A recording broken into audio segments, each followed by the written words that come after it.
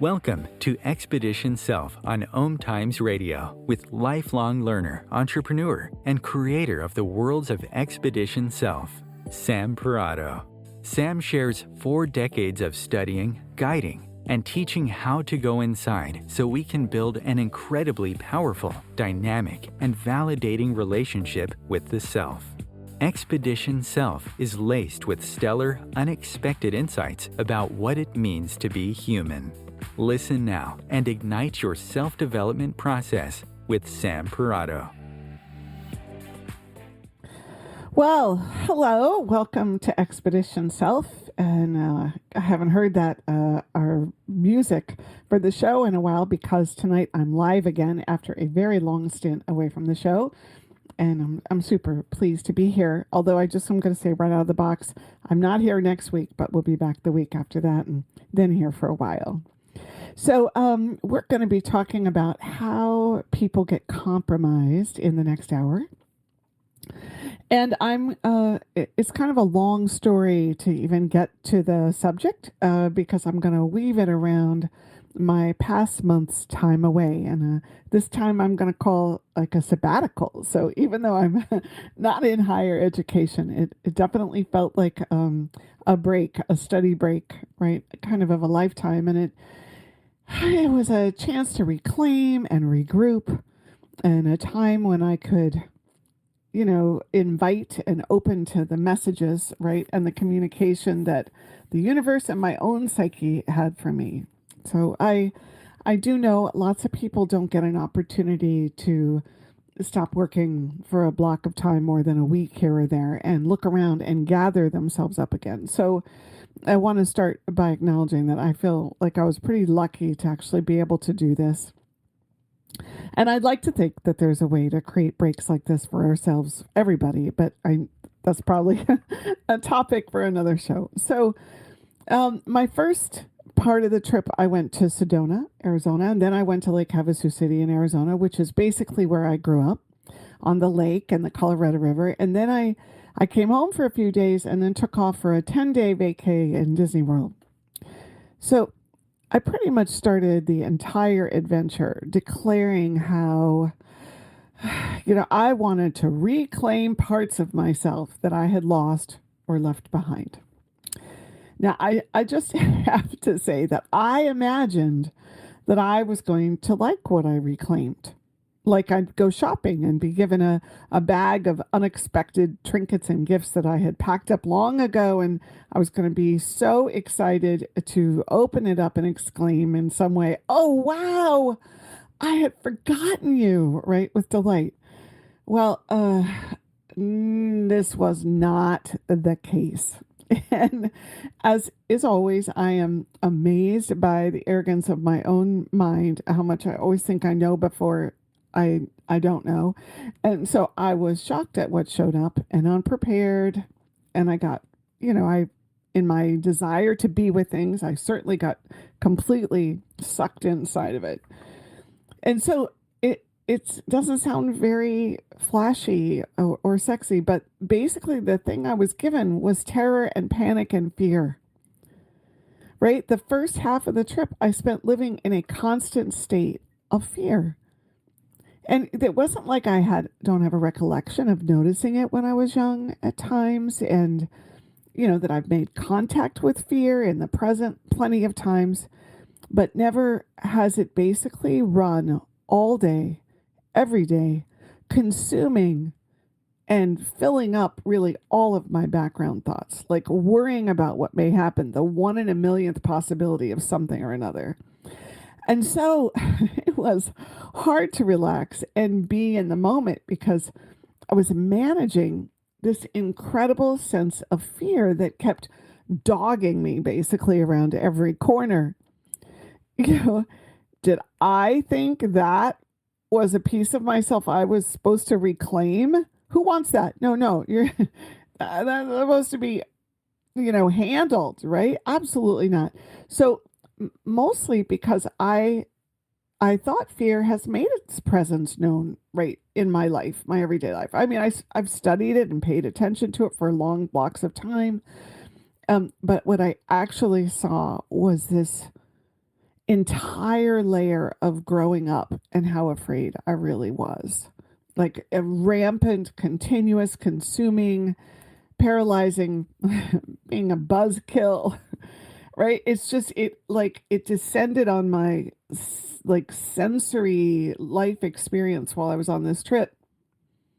And, it turns out I didn't realize how much my early life experience and then a few decades more of life had an impact on what was living inside and working me. And so it didn't feel like a gift of reclaiming myself. It felt more like a storm cloud that wouldn't move out of the valley and onto the mountains. But it was a gift. And, I got to go back and look closer at what it was like for me growing up and all the experiences I had and how I dealt with these moments and who was involved. And the thing of it is that it had me also think about this idealized version of myself, of being someone who likes adventure. And I picture myself, traveling, being kind of like, from Murder, She Wrote, Jessica having friends all over and showing up and having these adventures. And I guarantee the whole show is not about my process, but it does lead to this idea of what being compromised is all about. So for that time, I was able to say, maybe I'm not an adventurer. Maybe I don't have the stomach for it anymore.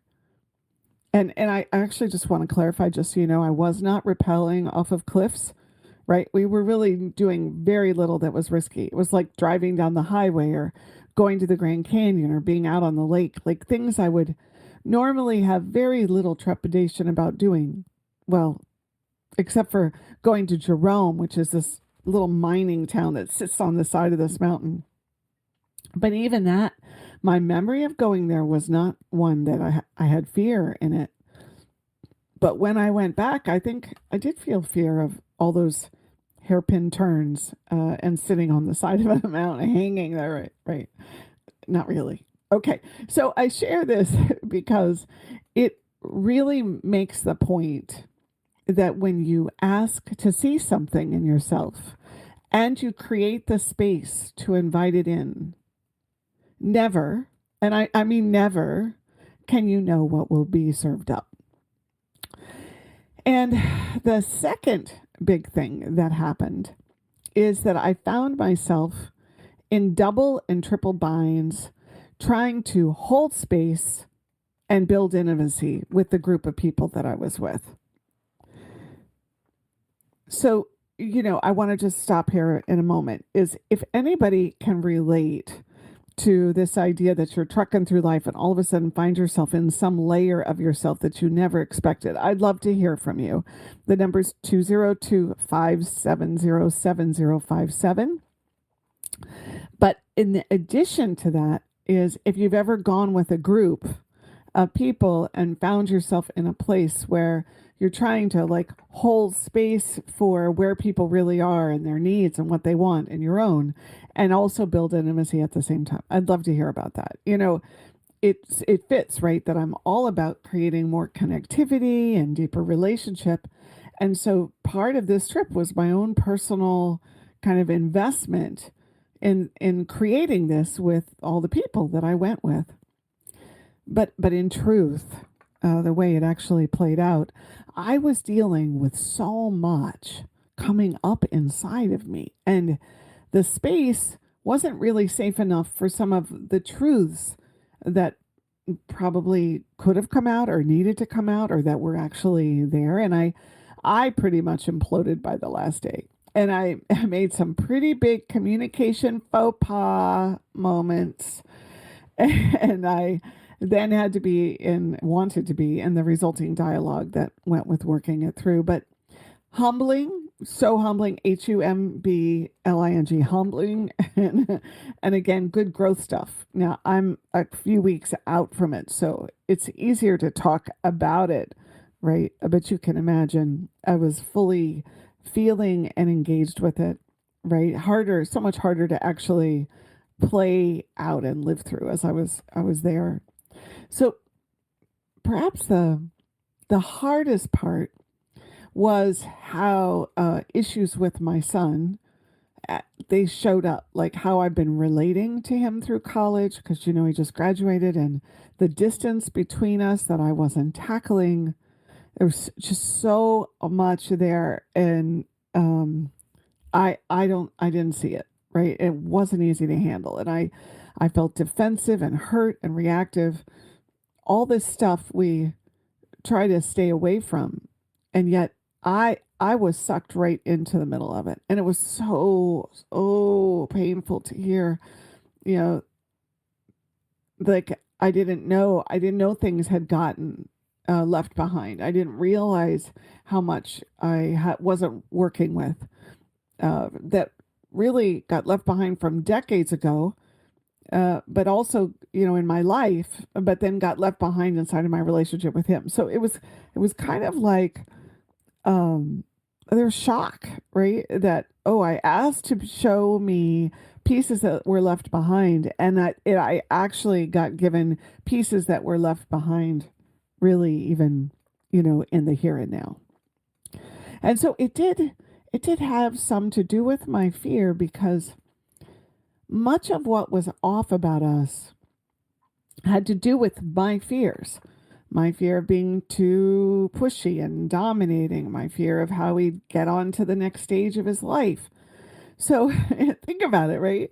Here I am on this trip looking to reclaim parts of myself and end up seeing that what I was immersed in on the inside, but it constructed life so I didn't have to be with it. Fear, fear and panic and terror, foreboding of what would happen to me, right? That made more fear, was also infiltrating my relationship with my son in a very big way. And we were not good. So, I've mentioned blind spots a ton on this show. But this was a real one that was happening right in my life. And again, I had actually asked to see blind spots, right? I mean, at some level, when you say, "Oh, I would like to reclaim parts of myself, so I am more fortified for the next leg of my journey." Well, basically, we're saying, yeah, show me the blind spot, show me the money.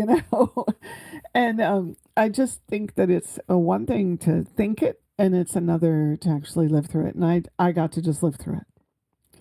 So I want to just pause here for a second.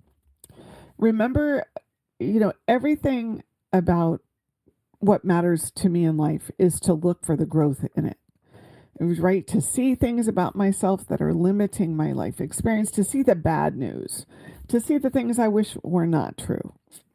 And so, gosh, the entirety of doing the trip and spending time with people and making dinner and singing and floating down the river, it was fun. And there was a lot of sharing that was beautiful. But everything I've just really talked about was behind the scenes, and I was managing it.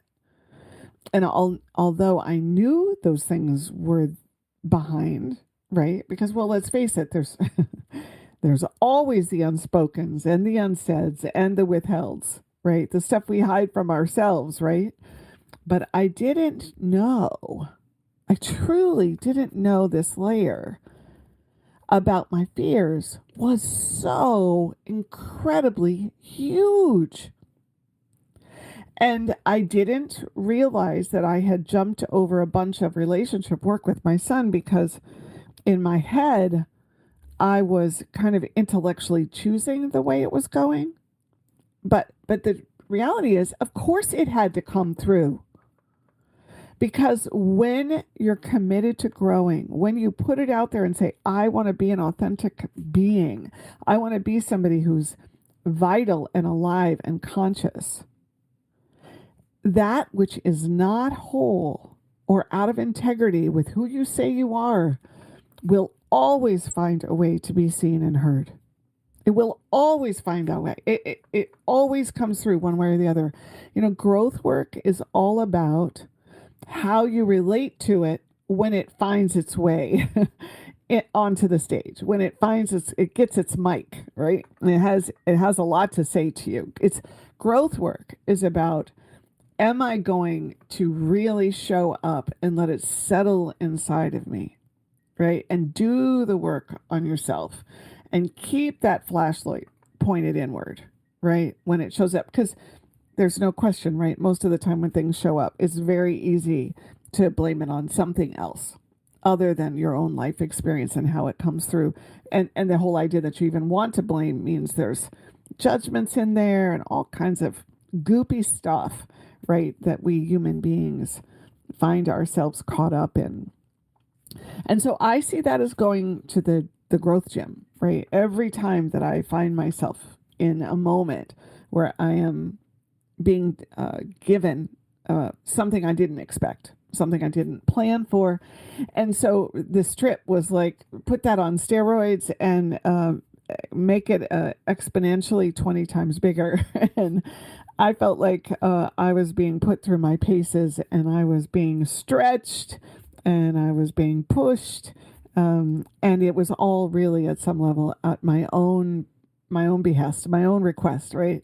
Because that was the point, is I wanted this life experience to produce a new level of growth for me. All right. So we're at break. When we come back, we'll continue on and head towards this idea of what happens to people.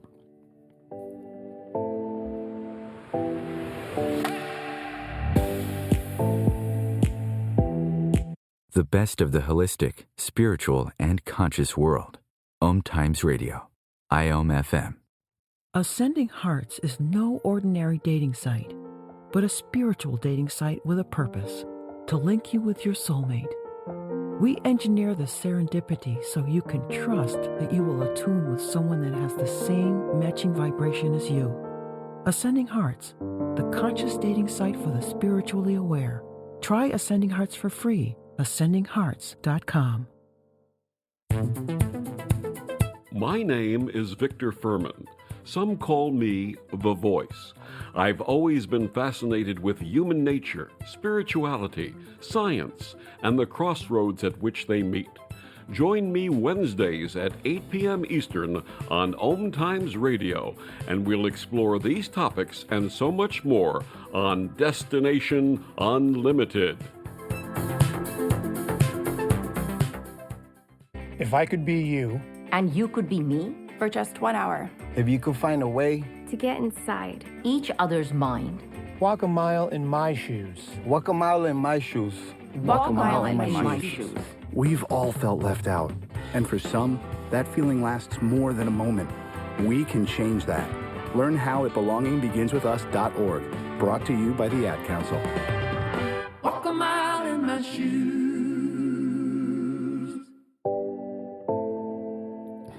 All right, we are back. I'm Sam Parado, and you're listening to Expedition Self. And tonight we're talking about what causes people to be compromised, but we're getting there through a whole month long of personal exploration and growth work that I'm also sharing. So, all right. So I think I've made the case about all this fear and what was going on with my son. So I come home and I do a lot of work around what this is connected to and what do I need to see and what do I need to be with, right? Lots of conversations with my son about what's been going down, to which he was generous enough to participate with.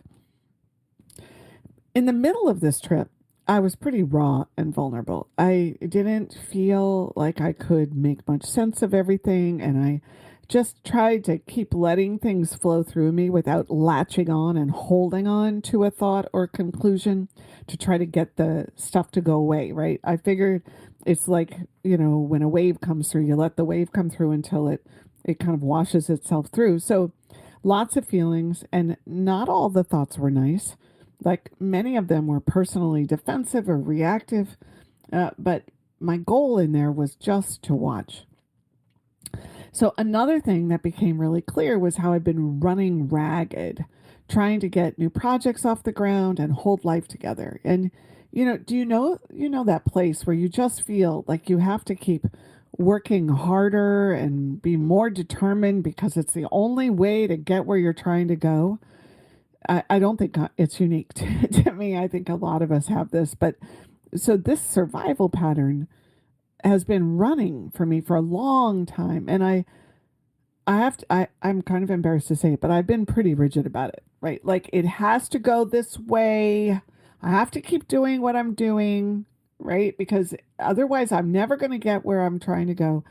Anyway, I have been driving myself really, really hard. And so this was part of what was in the background of reclaiming, because there was a place where I could connect while I was on this trip with not being pushed so hard and applying so much pressure to my life. So part of the being away during that time, well, it gave me time away, right, from all that self-pressure. And the other thing that happened is I saw that I wasn't active enough and that my body was super, super unhappy about it. Again, right? Not spending enough time really making room for my body, because if it didn't look like it was part of what I was driving for, then it was deprioritized, stamp, not important, right? And when I'm pressured, the minute I don't have to work, then I don't work on things that would actually make a difference in my overall well-being and make me happier. So the dream, whatever it is I'm dreaming for, actually gets further away. So I'm describing this, right? I feel overworked by my demands on myself. Those immersive fears are layered up underneath. And there it was. I didn't just see what I had left behind, right? I saw what was in the way of a different level of personal fulfillment, right? So I'm just trying to help you see that I had this idea of what I was going to get, but what I got given was all part of it, right? And helped to make it fuller and have a much more potency to it. So, and what I left behind, all that fear, I intentionally, unconsciously left it behind, right? And probably, right, all this pressure to be busy and get things done, right? I left it behind, and as long as it stayed out of reach beyond my awareness, well, it was going to prevent me from that happiness that I was after. So it was fruitful. And I at this point, I'm like still, in terms of telling the story, I'm still only halfway through the trip. So now I've decided halfway through the trip, I may never go on another adventure. I don't ever want to be scared again. I don't know whether my son and I can create a different way of relating, right? It's clear I've got to change my lifestyle and how I work myself in this survival pattern. And in all of it, and this always happens, I bottom out with it, right? Does any of this growth work matter anyway? Why deal with it all? Why do what I'm doing, right? It just all is disappointing. I don't like it. So, all right, so that was in the middle. So now I'm on my way to Disney. Now, you may have lots of judgments and opinions about Disney yourself. Some people love it and some people don't. I certainly have seen it more through cynical eyes as a business, looking for profits over the years than just this magical, hopeful place where we get to go dream. So this whole month I felt kind of guided to go and do where I went. And so Disney was that too. And I have been at Disney from the first year I was born, every year pretty much thereafter, except for maybe a break in my 20s. And I used to just absorb the Disney stories over and over again, crying my eyes out when Bambi lost her mom or when Dumbo was made fun of. Like, these characters were my friends. And after being there a week, I realized that Disney kind of functioned as the reassurance that my life could be better. When I was a little girl, it gave me hope and magic and a sense of possibility for a safe place, because that's largely what was missing for me. It wasn't safe for me. Okay, so now I'm at Disney and I'm starting to look around through a child's eyes, right? And that's how we ended up at tonight's topic, how we get compromised. I mean, you could say really at some level the whole month was that, but it didn't really start to gel until I was surrounded by children, because I I watched it happening everywhere around me. And I felt for the parents and I felt for the children because it's just so hard to navigate a place like Disney. It's hot and, most families had more than one child. They were trying to meet their needs and they themselves had their own child within that was present and they're stressed and pressured from their lives. To begin with, right? Here's the issue. Children are related to as if they're adults. I watched it happen over and over, and of course I've done it too. There's this sense that kids know why they're in trouble or what they should have done that they didn't do or how it's supposed to go, right? Even getting on rides, right? They're supposed to know how to get on the ride and pull the seat back. It's like there's just all this intensity, right? But I don't think a lot of times they do know.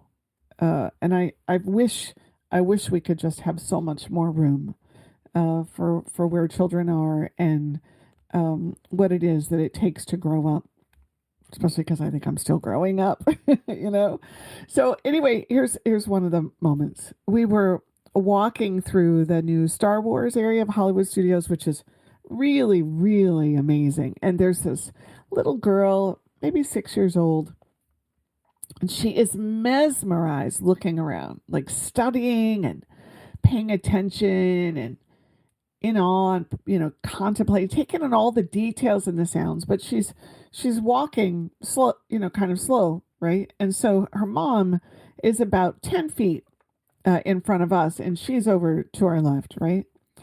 And the father is like another 20 feet in front of her. And so here's this child having a real, true, pristine moment of wonder. And the mother is like, in the Oreo cookie, she's the cream, right? The child's one end of the cookie and the father's the other. Because she's being at some level left behind by the father for whatever reason, right? And she turns around and she basically sneers at her child. And she says, "Do you think you could walk faster?" Right? Like there's no acknowledgement at all that this little girl's doing exactly what you actually brought her here for, I think, right? At her pace, from her unique take on the world. And I don't know this story for sure, right? Obviously, I could be making a whole bunch of things up, but we were walking along with them for quite a while, right, as this was playing out. But it looked like, to me, the real issue was that the father being disconnected from the mother by walking so far ahead, right? And then the mother was taking that out at some level on the little girl, right? So now the little girl is getting messages about how she's supposed to be walking faster when in fact her sensory experience, right, is right present, right? And what I want you to take away about this is the compromised part, that this little girl, she's in a setting that's begging her to slow down and take it in. And the message from the parent is, stop doing that. You're not with the program. Stop doing that. Like, hurry up. Come do this. Come do that. You weren't supposed to do that, right? And so, our inner nature is a sensory driven one. That's what it means to be human. Right? We smell, we hear, we feel, we sense things. We, like people walking up behind us, we can sense, we take in energy. We're spiritual beings, right? The senses are part of what makes Earth fantastic, right? And so if it's what it means to be human, but then life actually happens. And so life, I think, although it's full of sensory feedback and sensory stimulation, it also sometimes, right, causes us to have to go faster or do things that we're not ready for, right? We have to get across the park in a certain amount of time. And then, of course, we have needs that may not be important to anyone else. And when you're young, one of those needs is to respond to a parent. So we're put in a very clear compromise when we have to choose between our sensory needs and the expectation of a parent or someone else. Because I don't think this stops in childhood, right? I think this goes on as adults as well, right? And it's harder and harder to kind of get an understanding of what's really happening because we've gotten so far away from the places where were originally compromised. And, clearly a parent can't understand or know when these moments are happening all the time. And so there's that to consider too. Right? So I have just so much empathy for what is so challenging, right? As we're trying to develop into whole human beings, right? And let's not forget that parents are dealing with the pressures that the child may have no idea about. But the thing about all of this is that parents were children, and their sensory awareness was compromised. And then they and we, I got to throw myself into this pot big time, we grow up believing that it's the way to live life. And these messages, they encircle our everyday, like move faster, go quickly, be loud, be quiet, don't do that, go do this. Right? And yet there's this big world around us. I even think it happens when somebody is picking up an emotional experience of someone in the room, and then three other people are like, no, you don't have to worry about that. Stay with us. Leave that person over there. Who cares what they're feeling? Right? These compromised moments that we're faced with, they leave a scar. And they don't even just leave a scar. They start to create a different functionality. So are you able to connect with what I'm describing? Right? That our world has gotten so loud, so fast, so disconnecting, and so demanding that we're basically all compromised at this human being level of our emotions and our sensory experience and the being in our bodies, right? So if we never realized we were sensory beings, we don't even know where to start because our truest nature is being pummeled by 1,000 decibels pushing on us. So that little girl, let's imagine that she continues to seem disconnected in life. What kind of messages now do you think she gets? Right? What does she take away from that? And how does that now shape her willingness to stay in tune with her feelings and engaging in conversation with others? And here's the kicker. It comes out of what I was sharing with you about what I saw, right? In myself. She may not remember that moment walking in the Star Wars section of Hollywood studios, right? When she goes to actually work on herself and do growth work, let's just say she's really a seeker. When she's older, she may not remember that moment. She may not be able to pick up the breadcrumbs that lead her back to herself. This is the part where it's like, if we're going to move into the next era, into the next epic time period of humanity, some way or another, we're going to have to create language.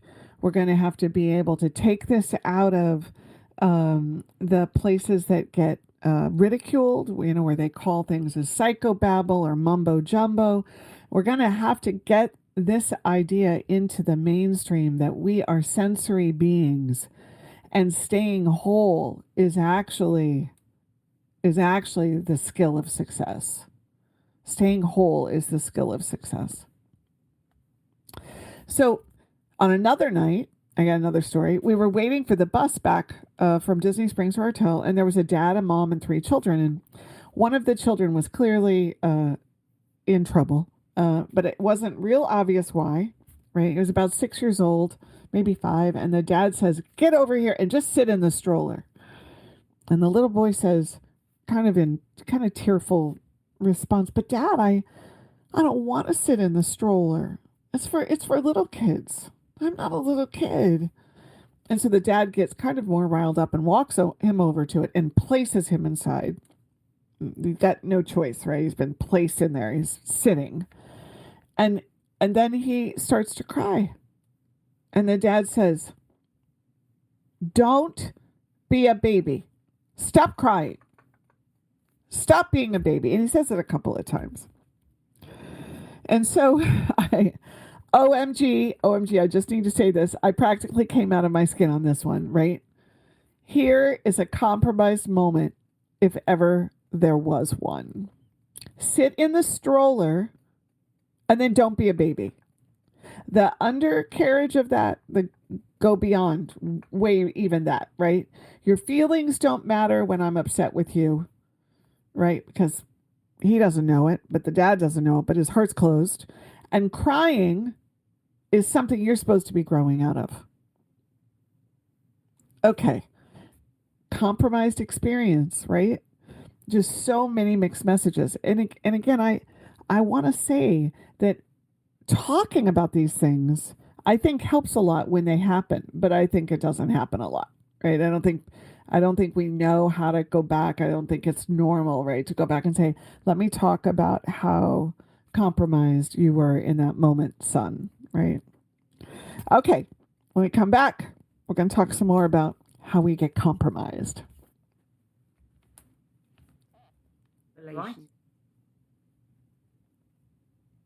The best of holistic, spiritual, and conscious world. OMTimes Radio. IOM FM. Host your show on IOM FM, the radio network of OMTimes Media, one of the more recognized brand names in the conscious community, and is backed by the extensive marketing reach of OMTimes. Hosting a show on IOM FM immediately connects you with our extensive dedicated community. Hello, I'm Sandy Sedgbeer, host of OMTimes Magazine's flagship radio show, What is Going On. My passion is sifting through information, research, and innovations from new thought teachers, speakers, and researchers pushing back the boundaries of what we know about life, energy, metaphysics, and the universe. I love shifting perceptions about who we are, why we're here, and how quickly impossible becomes normal when we open our minds, expand our awareness, and accept that the only limits that exist are those we place upon ourselves. So if you're the kind of forward-thinking, eager investigator of what lies beyond the current reality that most perceive, why not make a date to come play with me in the field of possibilities at 4 p.m. Pacific Time, 7 p.m. Eastern Time every Thursday, and together we can discover what's really going on. You came across someone struggling with hunger. How would you recognize them? Would you notice an 8-year-old girl who's not excited for summer break because she may not be having lunch again until September? Or a war veteran who's having a hard time landing a job and getting back on his feet? I am the 1 in 8 Americans who struggle with hunger. I am hunger in America. Hunger can be hard to recognize. Learn why at IamHungerInAmerica.org. Brought to you by Feeding America and the Ad Council. All right, we are back, and we're in the last third of this hour about how we get compromised. Before I go on, I just want to do a little mini side moment about crying. So crying is the lubricant of the heart, right? It softens it, makes the joints in the body more movable. It helps to carry the hard things about life to see and release them. You know, if we cannot cry, it's like not being able to breathe for the emotional being, like the level of the emotional self. Like, in my opinion, one of the first ways we get compromised is to be told not to cry, or that crying is for children, right? Or that it's inappropriate to cry, or to get this message that crying is unhealthy, right? If we are sensory beings and we cannot cry, we are compromised right there, because we're naturally drawn to feeling things and there's no place for it to go. And if you think about it, the first voice a baby makes is to cry, right? This negation of humanness, it happens even when we don't know it. So you might be wondering where I saw myself compromise my son through my parenting. Well, that's an interesting example because I kept saying, you've got to get out in the world and get a job and take care of yourself. And then I'd say, I'll be there to help.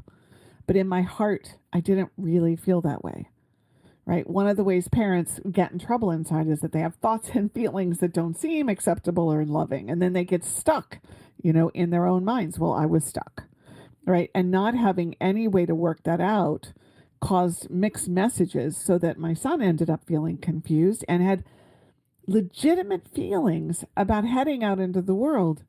But I stopped being a safe place for him to share those. Right. And so that's really the feedback I got, is that I was not a safe place for him. Right. Which was like stink in the heart. So this idea of being compromised is basically when someone is put in a double or triple bind within the very nature of their existence. They can't win. They must choose.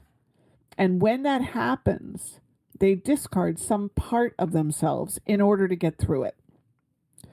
Right? So when we have to throw a part of who we are, throw away a part of who we are in order to stay connected or bonded or get a core need met, right? Because it's in our nature to be connected to people, we're compromised. And when the heart is closed, it's impossible to care about someone being compromised, because in that moment, we don't care, right? The heart closes, caring stops, because we only want our own need to be met. And by the end of my Disney time, this is something I had to see clearly, that as a child, I was in those double and triple binds all of the time, in small ways, like be very self-expressed, but don't be inconsiderate or take all of the attention, and in big ways, kissing my stepfather goodnight, while really hating him in my heart for how he treated me, but desperately needing connection in the family and not being willing to sever what I did have. But underneath the relationship dynamics that cause us to be compromised, there is the core being that's impacted. And this is what I meant when I wrote in the intro for tonight's show, that we don't often talk about this layer when we're putting our life stories together. We say things like this happened and that happened, and my grandmother was this kind of person, it caused me to take this action or that one. But really, our intrinsic, natural, original, biological nature is one that requires a sensory connection to itself. And we're not all wired in the same way about this. Some people have to connect with their eyes. Some do it slowly. Some are overwhelmed easily. So the minute life starts happening, we're really in the soup. And we find that we're not really talking about it. We're not really giving our kids the words to remain uncompromised a lot of the time. We don't give them permission to remain uncompromised.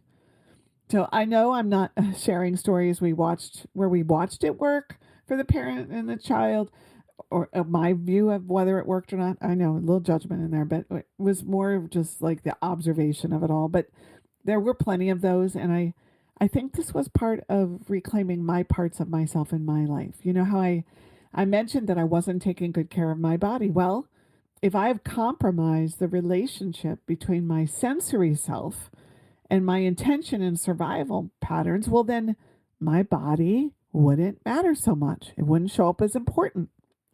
And this was a really important self-awareness I needed to reclaim, starting to care about that part of me again. There was this one moment, it wasn't really a loaded one, when a dad and mom were coming off the elevator, and the mom said to the child, "What's your problem?" She wasn't really mad or anything. The child was probably 3. And this is another way we get compromised. Like, words have these hidden implications. And so a question like, "What's your problem?" suggests that whatever is being felt, that's causing this behavior is the problem. It's not really what the parent needs. But if anyone thinks they're a problem, well, then how likely is it that they're going to want to explore what's going on with them? So we get compromised when we see ourselves as performers, as outputters, as generators, instead of fascinating, riveting gardens of exploration and attention paying. And it starts with comments like, "What's your problem?"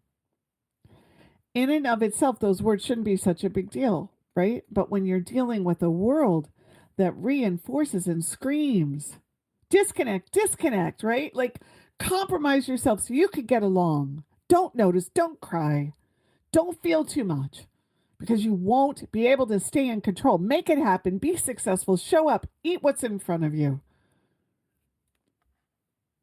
When you're dealing with a world that reinforces these things, it requires us to start to think about how we were compromised, how our basic human, soulology, soul biology was compromised by the people and expectations in our lives before we could speak on our own behalf. And by the time we could speak on our own behalf, we were largely indoctrinated into the program so that now we perpetuate it. Your humanness is a sensory-rich garden of observations and feelings and sounds and curiosity. You have needs to be loved, to be valuable, to be worthy, and to be safe. You are here to discover all of the hidden aspects of your whole self. There are no emotions that you don't have access to. You aren't good and you aren't bad because human beings are all that there is. You need intimacy and deep connection to others. You need security so that you have the platform to take healthy risks and actually experience anything that draws your interest. And you can only care for others to the degree that you care for yourself. Becoming focused on how we got compromised growing up and how we are complicit in it continuing is a meaningful way to help ourselves grow and become more fulfilled. By the end of the trip, I had signed up for this really cool Jumpstart Poet Camp with Sarah Ann Wynn. And again, it was just the thing to put into the end of my Reclaiming of Self month-long experience. Because while I was being emptied out and brought into the mud, I was also being refilled, remembering my hope and connecting to my sensory body and soul. And this poet camp, which I basically wrote from 9 to 9:15 each morning, it completely reset my writing. It took it out of this program with an agenda and an outcome. And I felt the shift. I could write again. And it's not like I see myself as a poet. I mostly read other people's poetry, right? But what a cool ending to it all, to connect with a part of me where I'm writing not because I'm supposed to, but by the part that found my heart in it. Because you see, all this month turned out to be about how I compromised my own heart, how I compromised my soul, my sensing body. And it was working on less and less inspiration and energy. It was drying up and shrinking away and becoming emptier. I pointed out some examples of other children being compromised, but really there have been so many ways that it has been at my hand, like letting one part of myself win while other parts were left with nothing. The double binds I placed myself in. I could make a list that goes on and on and on for days. Life gives us lots of moments when we are pushed beyond what the heart can handle. And it is at these times when we need each other the most, when we need people around who can help us find another way to get through it, rather than separating within the self and selling one part of who we are down the river. I think about my river and all the ways it reconstituted me when I would swim in it every day. But now I kind of wonder if I actually sent parts of myself down that river that I couldn't hold on to at the time because I was so compromised. So I thought, as my final thing, like I usually read a poem, I would read one of the poems I wrote in the 15 minutes. And so it's called Messy Bedrooms, and I hope I get it out before I run out of time in the show. Okay, Messy Bedrooms. Jewelry strewn across the big dresser drawers stuffed with scarves I'll no longer wear. Packages shoved in the corners, holding corsets awaiting their own coming out at an upcoming wedding. It doesn't stop there. Wardrobes and collections of pants, tops, blazers, and sweaters, ranging in 5 sizes, 8 to 14. There are a few 6s from those really skinny days. Shoes, hundreds of them acquired over the decades. Must be a pair, or maybe 2 for every day of the year and changing season. Makeup purchased to fend off aging and enhance those so-called beauty strengths has now long since passed the use-by date as I begin another used-up day of my finite life. This messy bedroom says a million words, afraid to move on and leave it all behind. A comfort when life was more than I could handle. A reflection of the life I wanted but couldn't create. Fantasies of living in the jet set, never wearing the same thing twice, jewelry, perfectly matched purse, makeup, perfume, all Marie Kondo'd, with notes reminding me of which fete they were displayed. I learned about recording your wearings from Joan Rivers. Steampunk, Lululemon, Ralph Lauren clogs, silver, no, then gold, then rocks, then fine gems. You can find it all in my messy bedroom. Pantyhose, tights, knee-highs. Oh my dream to never want for anything I didn't already have. Yes, you can see it all in these dated items of creativity, comfort, luxury coveted, and then pushed aside for the next fad. No wonder I still hold on so tightly. They scream, I belong, of space chosen and occupied by me. They say, I exist. Okay, well, I shared one of my own poems for the fun of it. I hope that you enjoyed it. And yes, I do have a messy bedroom, and it is one of those things that is going to be going through a transformation in the coming months. I hope that you've enjoyed the show this evening. And again, next week, it will be recorded. I think we're doing the how to do state-of-the-art collaboration, which I think is just such an important topic in terms of moving into the next age and time of life. And then the next week I'll be back, and I have a guest coming that evening where we're going to talk about growth work. His name is Scott, so I hope you'll join me. All right, on that note, I think I'm ending just a little bit early, but thank you for joining me. Have a great week.